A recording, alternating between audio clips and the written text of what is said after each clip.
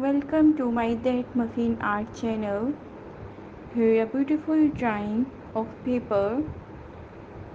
You cut the paper in different sizes to create different and amazing artwork.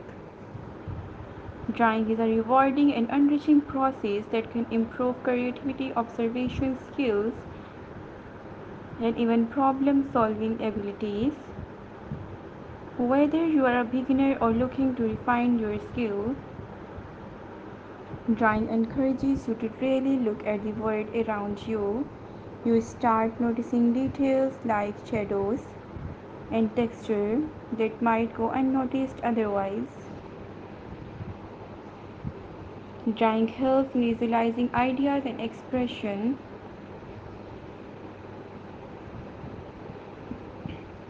Cut the paper into different sizes to make different things that will happy the children.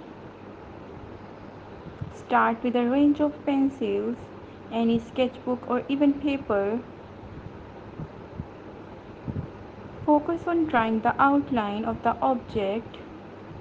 Gesture drawing captures the action, motion, or position of a subject.